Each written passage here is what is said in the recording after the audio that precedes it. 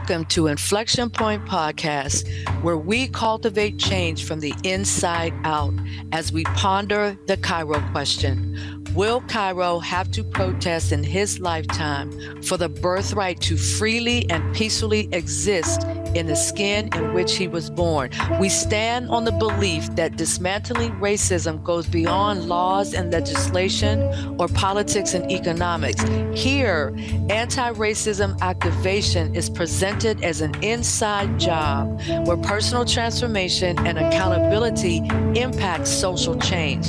So take a seat at the anti-racism activation table with Inflection Point Podcast. Well, hello, and thank you for tuning into the newest episode of Inflection Point Podcast.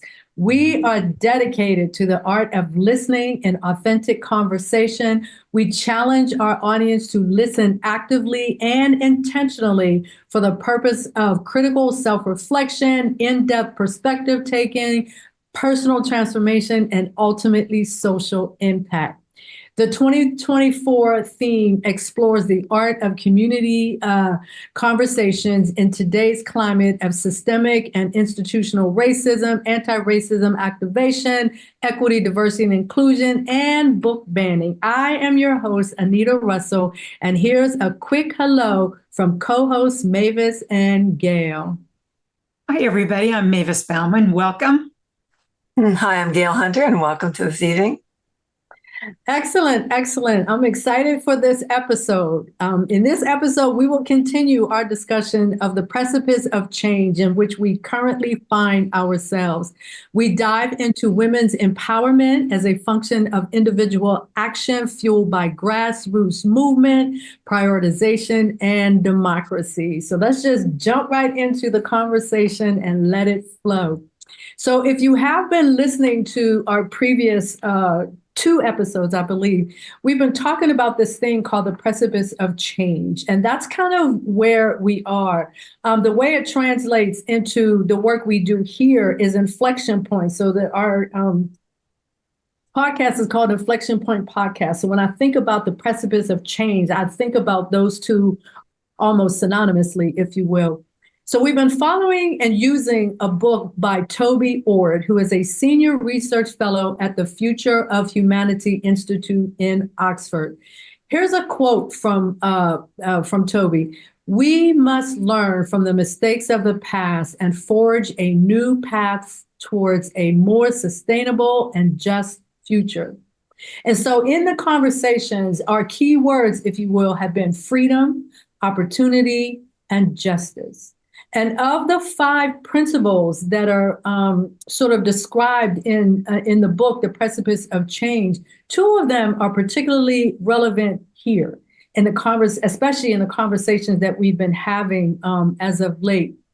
The first one is societal coordination and global cooperation, which is defined as a unified approach to allocation of resources and coordination of diverse cultural values. That piece right there, coordination of diverse cultural values, really, really resonates with me when I think about where we are and where we've been for years, but in particular, where we have been since 2020 with the murder of George Floyd. And just really beginning to get a much stronger sense and a deeper understanding how absolutely diverse the world actually is. And so for us to try and pretend that there's one group that is superior or one group who is supreme over another group just seems flat out ridiculous to me. The world is so incredibly diverse, culturally, language, socially, politically, and all of that. So to try and look at all of that through one lens, I think is a huge injustice towards humanity. So I like the idea of this societal coordination and this global cooperation across these diverse cultural values. And then we have ethical responsibilities to future generations. So when you listen to the introduction to the podcast, we talk about this thing called the Cairo question. And that whole entire question is centered around the fact that the decisions that we make in the present will influence future lives.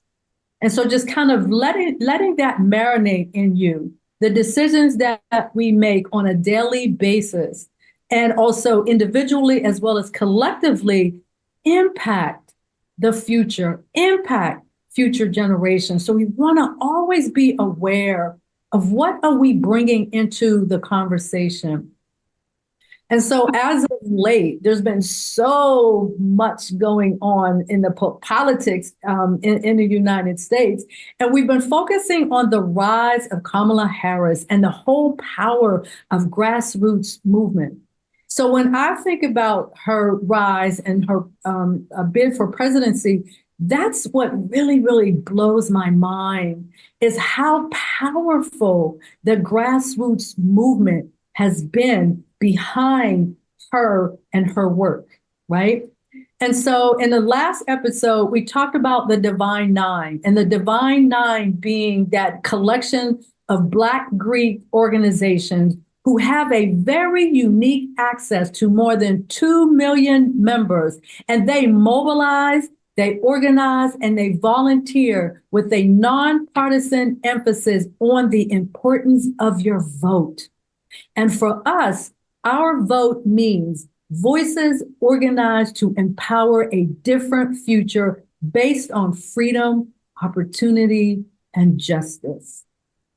And so just thinking about all of that, thinking about what Kamala Harris's, what it all represents. It represents on so many different levels, right? She's Black, and she's a woman.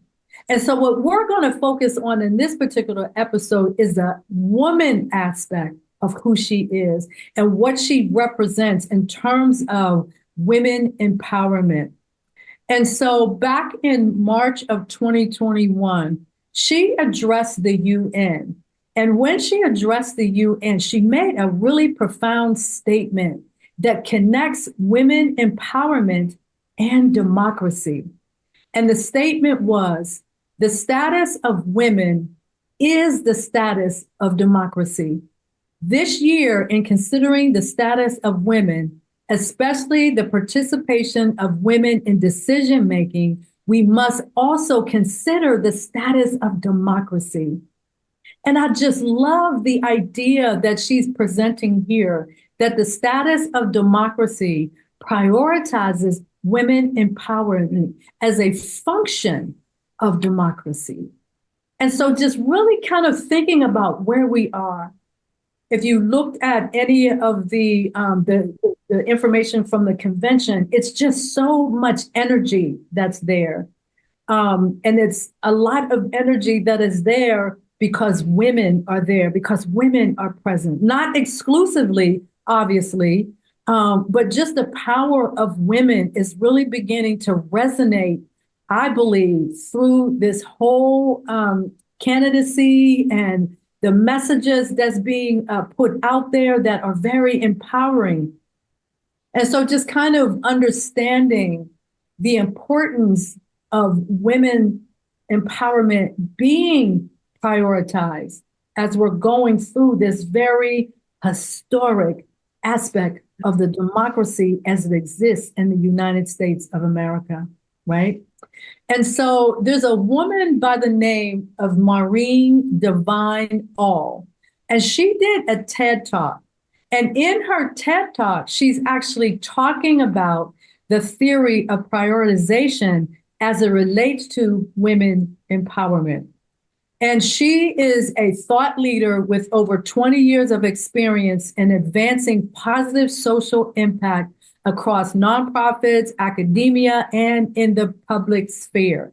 And so in her TED Talk, she makes a statement as to why empowering women is failing women. So she kind of looks at the empowerment of women through a very different lens, right? And she starts to question the relationship between empowerment and injustice. And this was actually sparked by an assignment that her daughter had. I don't remember what level, it might have been like junior high, let's just say junior high. But her daughter had an assignment that she had brought home from school. And in the assignment, it was focused on historical leaders.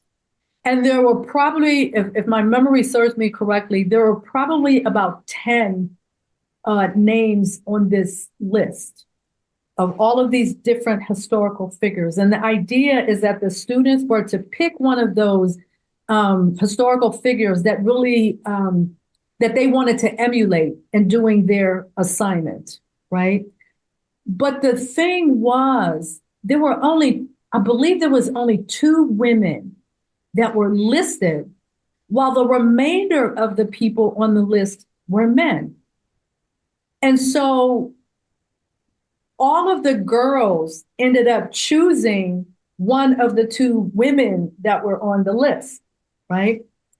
And so what she goes on to say is that this is why I believe empowering women is failing women.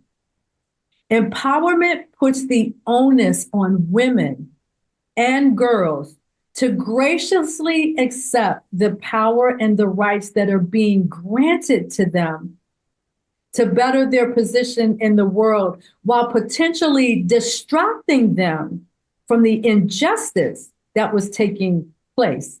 And so with this assignment, she saw the assignment and she began to question, where's this assignment rooted? What is this assignment rooted in? So she goes to the school and she starts asking questions about the assignment. And the response was, that's the assignment that was given to the students based on our curriculum. So based on the curriculum, when you think of historical leaders, you can only come up with 2 women out of a list. So it was a list, I believe it was list maybe about 10 people. And you could only come up with 2 women. Like, it never occurred to you, perhaps, to have a balance of maybe 5 women and 5 men. And I think this kind of gets back to what I mentioned earlier about the diversity of the world. And so I like the way she framed up that conversation around the idea that the girls were limited in terms of what their choices were, because something bigger than them was deciding what their choices were. So just kind of let that sink in. And if you look at that within the larger context of injustice, Mavis, Gail, your thoughts on all of that? Well, I was just thinking that the substrate, even for teaching, is male oriented. And I was also thinking about how similar sexism is to racism. We're in the water of racism. We don't know it's there. We're fish in the water and we don't realize how much it's a part of our lives. Same thing with sexism, not focusing on giving young girls a higher ideal to reach for. That if they do, they might have to be like a man and not have a family and all those things. They need role models too. Absolutely. Absolutely. Gail, your thoughts? Well, and there have been studies that they've shown that when there are women in positions of power, that it actually is socially and emotionally much more prevalent that you're going to find more women in their government levels. And so it does promote that for young girls, because just as young men need to see models of males, right? That Right. women do need to see models of women. And that if we're really going to have a democracy, that I'm going to talk about later, but that we really do need to have that equity in it. But it has to start across the board. Yeah, and it's funny because I just recently it occurred to me that feminism and democracy are not at odds. Feminism is a path to democracy, really, to give equal representation to women, equal power in the marketplace and so on. But I always kind of kept them in baskets and thought, this is a struggle and that's a struggle. No, they're all wrapped up together. Absolutely. Yeah, because feminism can kind of be charged sometimes too, but democracy, democracy needs to have feminism within it, right? Exactly. Exactly. Right. Yeah. It's Absolutely. So this, some of the elements of what you both said actually lead into what the next portion of this conversation is intended to be about.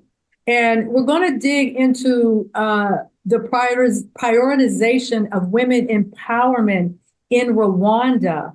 And the reason, so there were a couple of reasons why I selected Rwanda. Number one was that I wanted to present something that was beyond just the United States. When we think about women empowerment and all of that, I wanted to look at something beyond the United States. And I also selected Rwanda because Mavis and I, well, particularly Mavis, was she's an individual that does a lot of work in Rwanda in connection to a particular NGO and some nonprofit work and things like that. And she actually gave me the honor of privilege of being able to travel to Rwanda with her. So at this point, I'm going to pass the baton over to Mavis, and she's going to talk to us about what does that women empowerment look like in Rwanda after the genocide. So Mavis, take it away. Okay, great. Thanks, Anita. I just actually listened to that, the speech Kamala gave to the UN, where she stated about the status of democracy depends fundamentally on the status of women. And there was a second part there I just want to reiterate. It's so powerful, not only because the exclusion of women in decision-making is a marker of a flawed democracy, but because the participation of women strengthens democracy. Well, the president of Rwanda really knew this well. He went around to different leaders in the world and asked, how can I raise up this country that has essentially been burned to ashes in a genocide?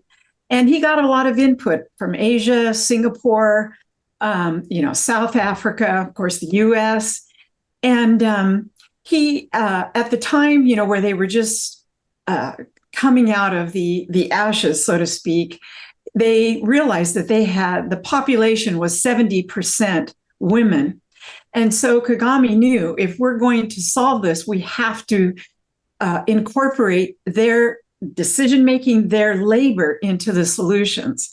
And I just have found that really interesting over the years. When he drafted the Constitution, I guess it was finalized in 2003, they established that the parliament should be represented by at least 30% women. And today, there are 62.7% women in their parliament. And if I'm not mistaken, in the US, in the Congress, we have 17%. So 17% women. Why has it been so hard in the US for women to move forward? We feel like we've got the edge in a lot of ways in the world. We have a lot of our needs met, but this country came up from nothing.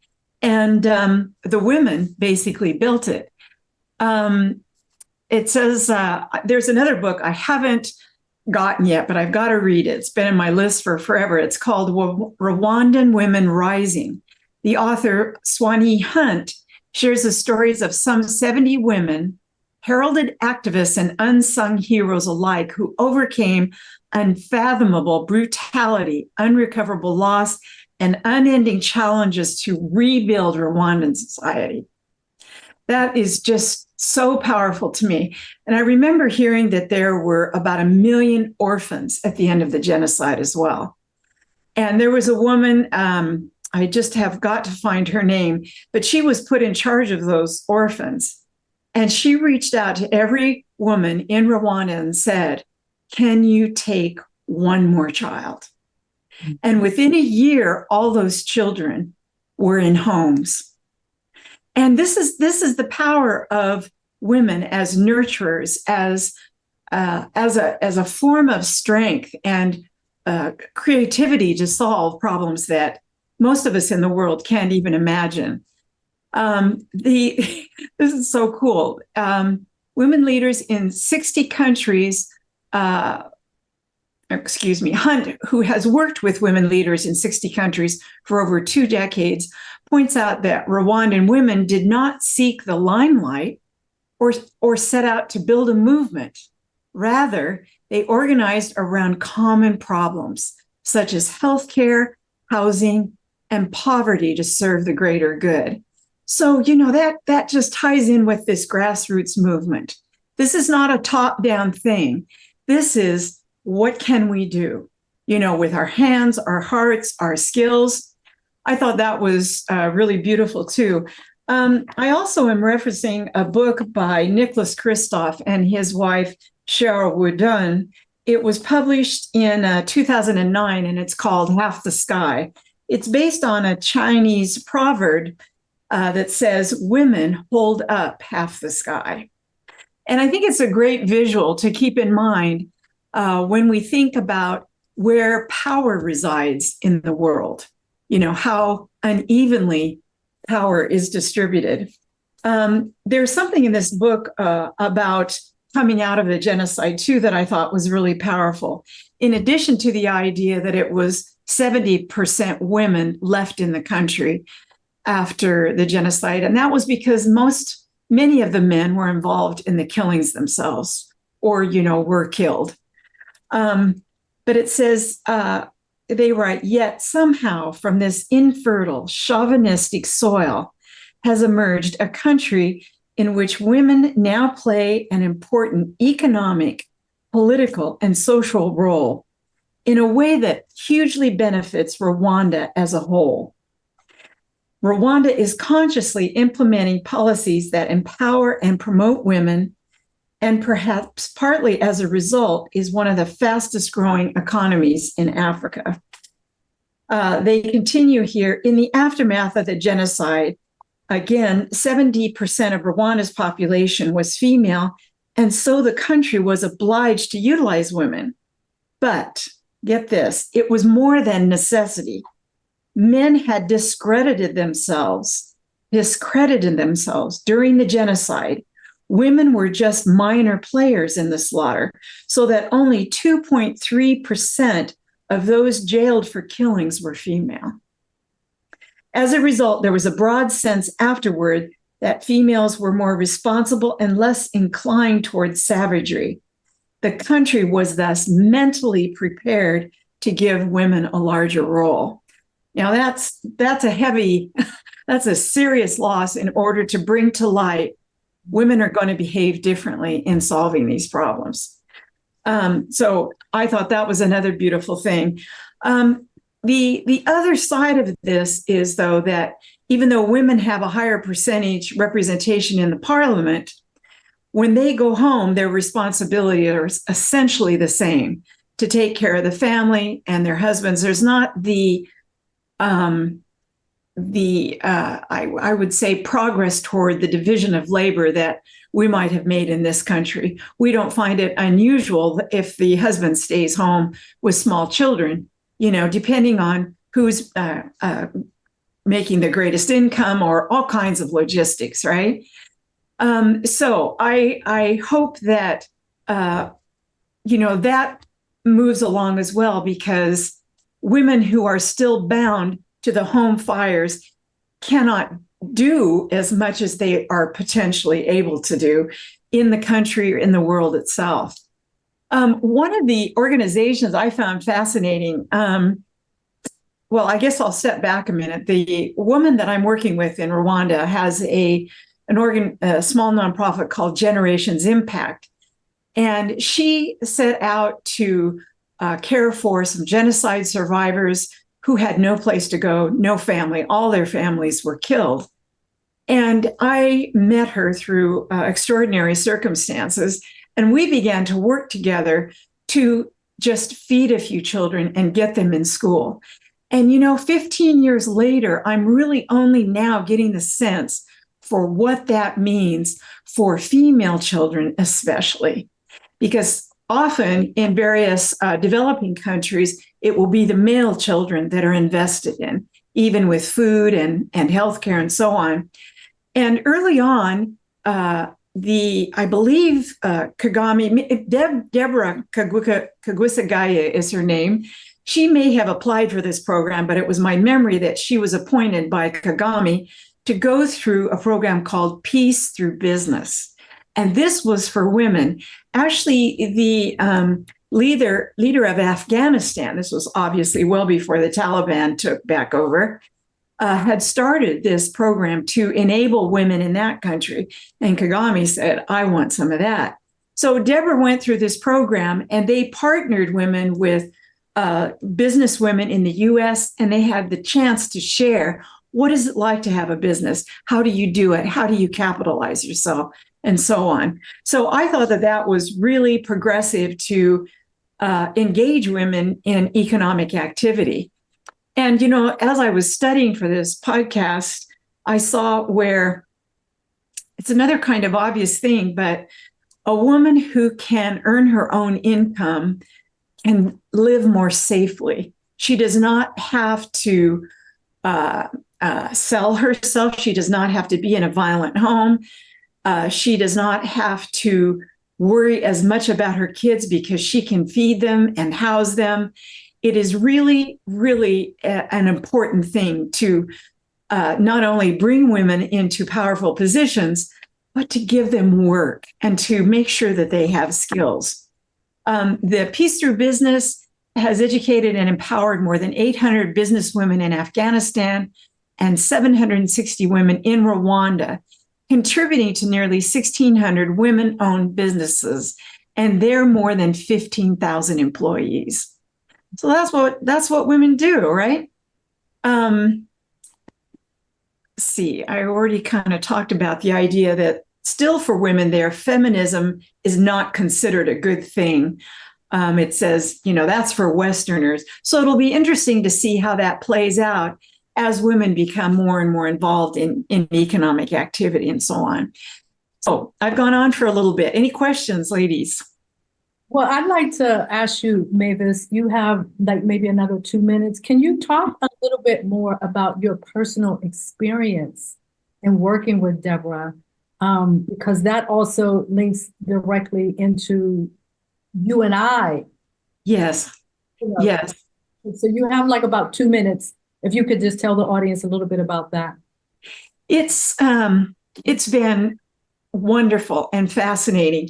You know, as an American, I have to say I was kind of guilty of going in and seeing the poverty and making assumptions about talent and skills there. Well, my colleague is as bright as as anybody could be, and she not only is bright, but she has the insight into her people. For example, there was one woman who had several children, no place to go, no means of income. We sent her $100, and she found a little plot of land to plant potatoes.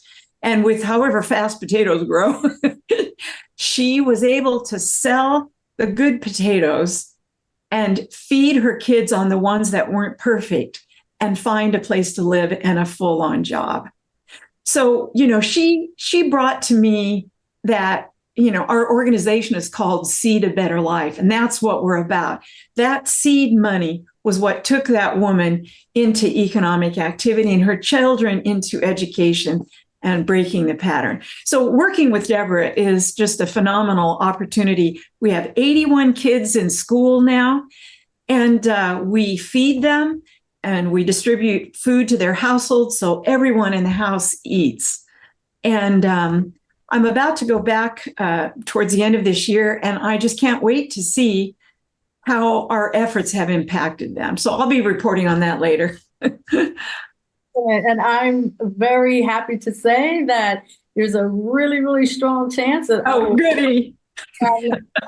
with you to go back to Rwanda. So just to give our audience a little bit of a hint of the impact that going to Rwanda had on me as I was learning more about the genocide, but learning about the genocide from a very personal perspective, really, really hearing people's stories and things like that. And it impacted me to such a degree. At the time, I was working on my master's, and I decided that I wanted to do my master's. I was working on a master's in educational leadership, and that I wanted to do my dissertation on generations impact. And so that was what I ended up writing about. And it just was, the whole entire experience expanded who I am as a person. And Absolutely. it's one of the things in my life that I'm very grateful to God for giving me that opportunity to go there and be able to. It was a challenge also learning how to go, like some of the things you mentioned, to go and meet people where they are in their space, in their language, in their culture, and all of that. So it was just an incredibly profound experience for me. So now we got to go to break. And then when we come back, we're going to roll into our third piece of this conversation, and Gail is going to lead us in that discussion.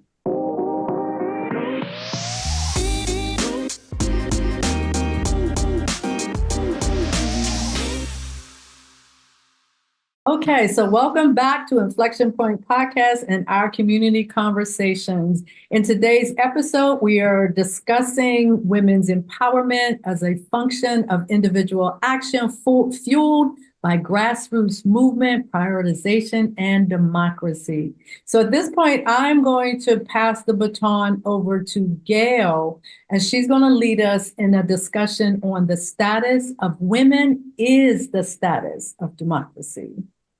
Right. So gender is one of the most important social determinants of health, and considerable research has shown that power imbalances due to gender and sexual orientation leads to very significant negative health outcomes and risk exposures for people across the gender spectrum. These also include exposure to violence, the inability to negotiate safer sex, diminished ability to choose whether and when to have a child, and decreased access to economic, political, and social capital.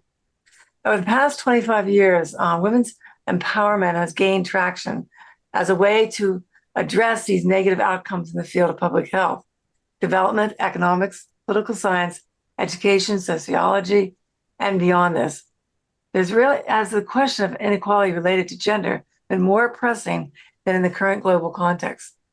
And as much as back in the 60s, 70s, I burned my bra out my dorm window and was attending feminist movements, it amazes me that we are where we are right now, this many decades later. And it's shocking at some level and sad. So I'll continue, but I have to share that personal feeling that it's about time, right? Yes. So in the past couple of decades, public health researchers and activists have begun to turn their attention from women's empowerment to gender transformation for both men and women. This change is associated with two large shifts in this field. The first of these is the acknowledgement that men and boys must be involved as allies in the work to create a more gender equitable world. And that's huge. They have to participate. They have to be a part of it.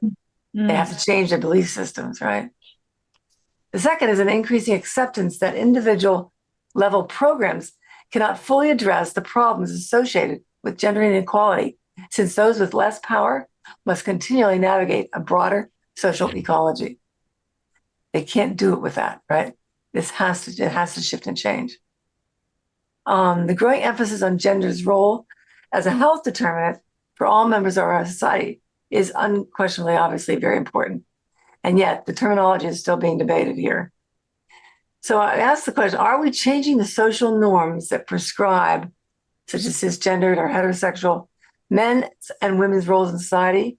Or are we discussing something broader, namely the systems of privilege and oppression that not only organize access to power by gender, but also by sexual orientation, race, class, colonial history, physical and mental ability, and beyond? We believe that clarity, I believe, and the people reading the article I read, believe that clarity around gender, justice, and empowerment has implications for the ways in which we structure our research, design our interventions, and advocate for specific policies. And those are crucial questions to ask. So what do we mean when we say women's empowerment? or gender transformation. Better understanding these ideas may lead to better health and quality of life around the world for all of us. The California Global Health Institute Center of Expertise on Women's Health, Gender, and Empowerment, it's quite a statement. They call it the COE. They promote research and education and community engagement at the intersection of health and empowerment in the United States and also globally. The shift from women's empowerment to gender transformation is a clear nod to obviously culture, health, sexuality, importance of involving women, men, and non-binary persons are currently in the programming. Women's empowerment is not simply about individual level consciousness raising, community norm shifting, or couples interventions. Women, men, and people across the gender spectrum exist in a world in which gender, class, race, the national identities all intersect with one another. There's an important social and structural facet to transforming the constraints of gender. And you can feel that the term justice captures it somewhat more clearly than empowerment. It's partly because the focus on justice moves the field towards structural solution building rather than just individual aptitudes or competencies. VDEM, right? There's a term called VDEM. It's a unique approach to measuring democracy, historical, multidimensional, nuanced, and disaggregated. So the case for democracy, does democracy promote gender equality? The scientific evidence does state that high levels of democracy and education promote egalitarian gender attitudes. Gender equality is much more likely to be the norm in democratic countries. Accountability mechanisms associated with free and fair elections have demonstrated effects on women's well-being. And electoral autocracies embrace gender equality reforms to boost their international image, but they fail to deliver necessary democratic reforms. And the gender quotas, meaning those quotas, are key to advancing women's representation in government, but they do not lead to more democracy because it's just meeting quotas, right? So democracy is intrinsically linked to gender equality. There's strong evidence that development of the democratic institution goes hand in hand with the rise of women in public life. This part has to do with attitudinal change and a shift in belief systems and a clarity and a more open and willingness to, I believe, look at what the absolute truth really is here. This is not a democracy until it's all equal. Right. So minimally democratic countries do have an average about 33% lower levels of egalitarian gender attitudes compared to fully democratic countries. And hybrid and authoritarian regimes, by contrast, have over 60% lower levels. When countries democratize, it's critical to increase access to good quality education, and I think Anita mentioned that before, or Mavis did, to raise women's political awareness and participation. And equality of all before the law is a central aspect of all democracies. An example of how democracies provide institutional functions and mechanisms that auto-generate promotion of real gender equality. Women's electoral representation promotes gender equality. The presence of women as heads of state not only shapes people's view on women in politics positively, but also increases their level of political engagement. And we were talking about that with role modeling, right? And the more that the young girls are seeing women in positions such as Kamala Harris and as running for president, that's encouraging everybody that is female, and especially girls of color, and who have never probably thought they could ever be in that position.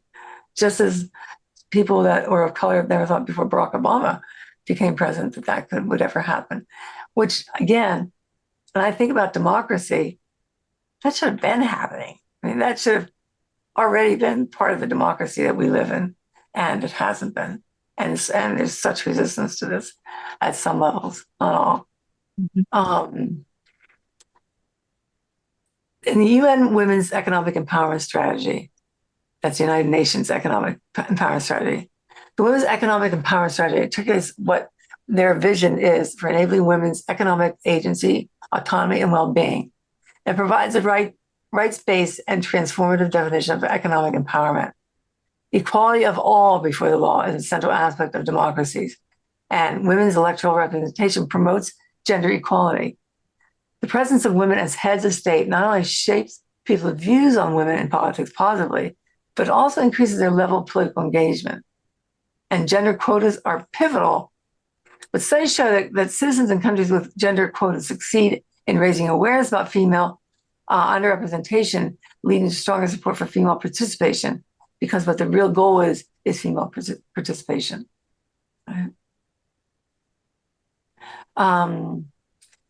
Free and fair elections are linked to higher life expectancy for women and more gender equality and educational attainments and higher participation in society and the labor force.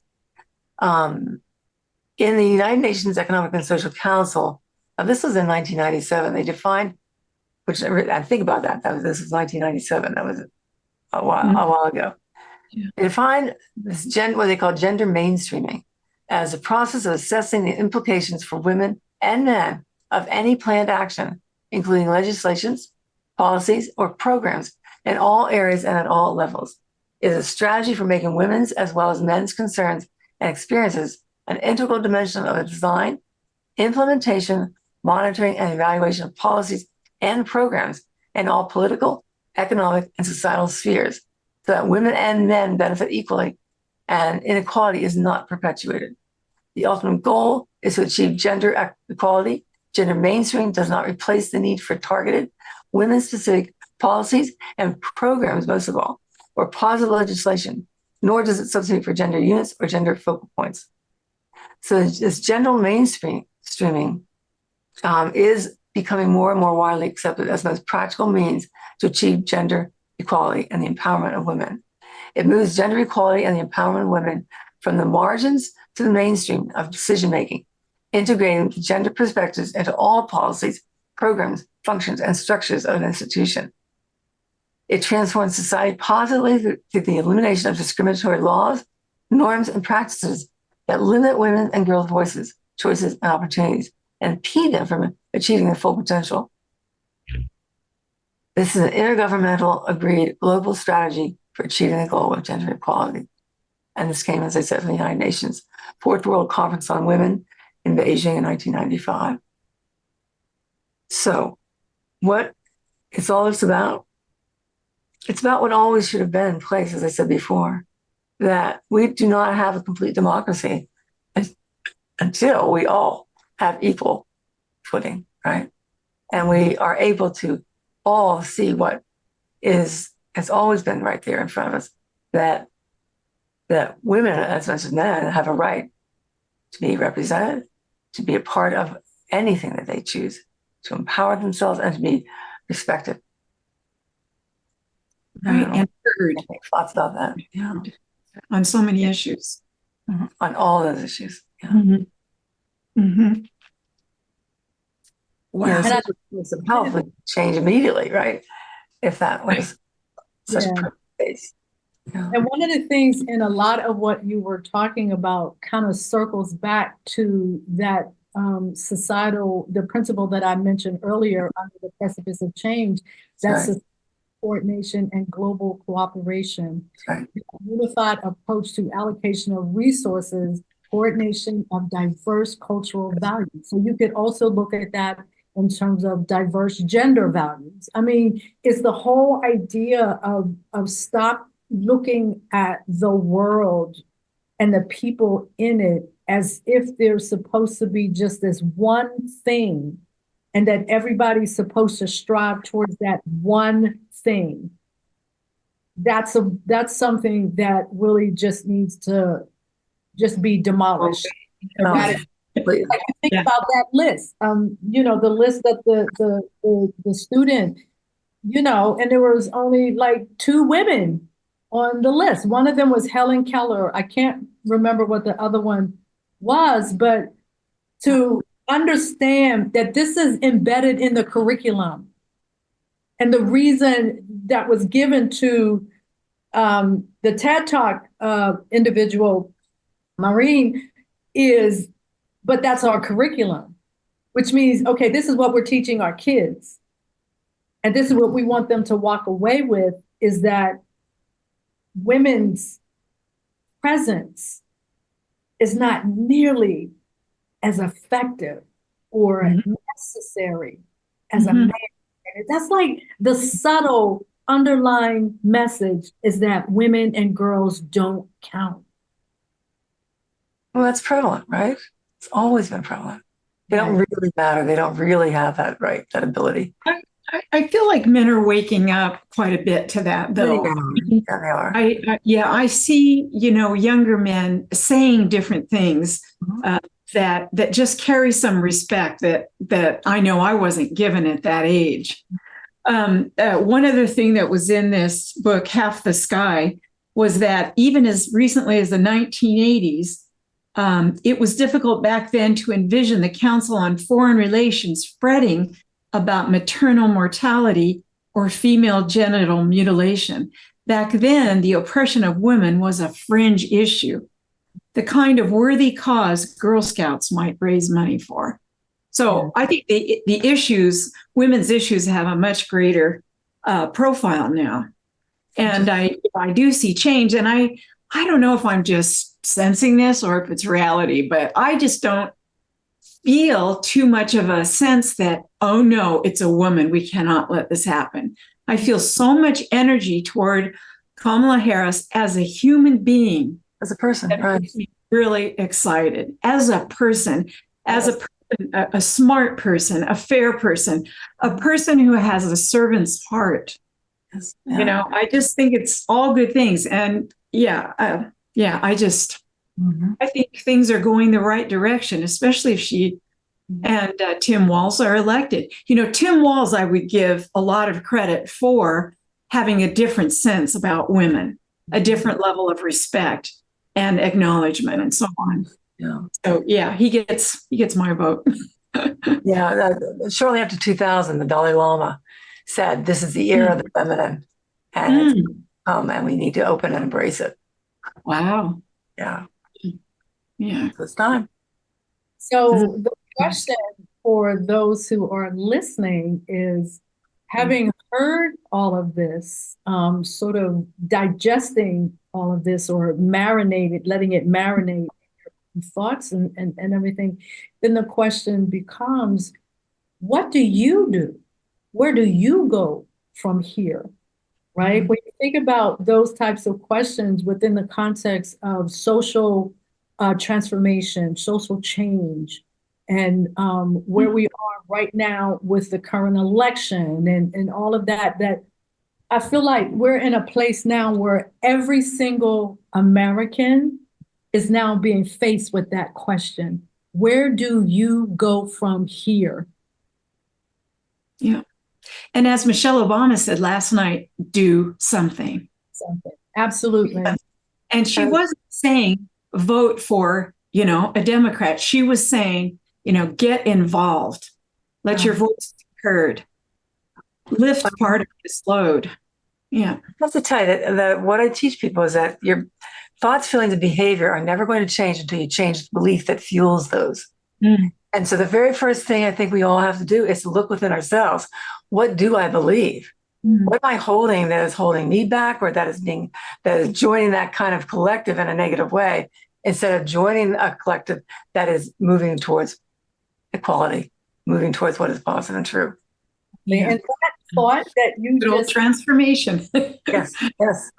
That thought that you just said was the impetus behind the book that I wrote, Cultivating Change from the Inside. Yes, exactly. Yes. How to start with only comes from within, of you. What your thoughts, your beliefs, your ideas, because that's what fuels your words, your actions, and your behaviors. And so turning that lens inward and really starting to examine, like if I looked at that list, would I have even noticed that there were only 2 women on the list? Yes, you would have noticed. At that age. Like, what are you noticing? Maybe not at that age. Yeah. Maybe at that age I might have, but yeah. But it's really looking and listening to yourself. And start there and then ask yourself that question. What am I willing to do? What is it that I am willing to do? What step am I willing to take? But you must shift and rewrite that belief. Right. And I would say one of the major challenges right now is this call to action. Like, what is your call to action? Everybody should have a call to action.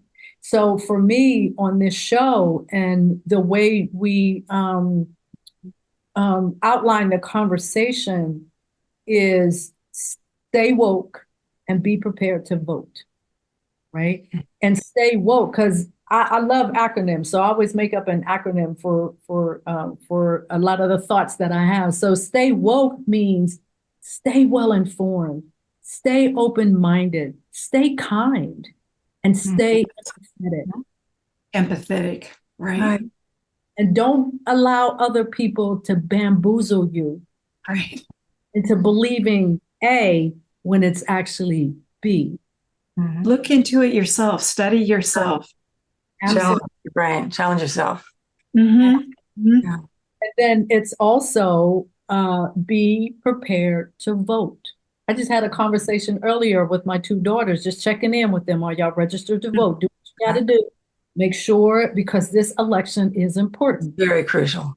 It's very crucial, and it relates back to, you know, the Cairo question and all of that. And so for me, the acronym or VOTE becomes an acronym. Voices organized to empower. And that is to empower who you are as an individual. It's to empower your family. It's to empower your community. Right. It's just having this sense of empowerment from that grassroots perspective. That's the real power in what we're experiencing right now, is that this is bubbling up. Yes. It's bubbling from the bottom. Effectively, democracy is bubbling up. You know, it was an idea to start with, and now, you know, with the various social movements, and I think we're all growing individually, or I'm sure there are some that are, but I have certainly learned a great deal since we started doing this program on anti-racism activation, you know, at this point in my life. So be open, like you say. Yeah, stay willing. Is it willing? Open, kind, and empathetic? Open, well-informed. Well-informed. Empathetic. Yeah. I didn't make that one up myself. I don't remember. I think I stole it from somebody. And I don't know who it was, so it kind of fits. But the vote one I did, that's my original. Voices to empower. Trademarked. Absolutely. So we are just about out of time. I think we might have like about 2.5 minutes or so. So I just wanted to call out this closing quote. And this is, I found this article on Medium that Vice President Kamala Harris had written. And it kind of connects into a lot of this conversation that we have just been having. And this is the quote: "Women who fought and sacrificed so much for equality and liberty and justice for all, including the Black women who are too often overlooked, but so often prove that they are the backbone of our democracy." And it goes back to the I believe it was a Chinese proverb, maybe it's related to the title of the book, Half the Sky, that women hold up. Half the sky. Yeah. So that's really just really powerful.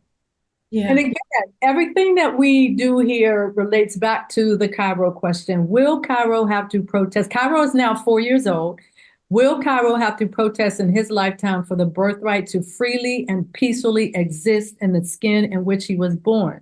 And that ultimate question is based on your personal accountability and how you define yourself as a member of society and as a leader.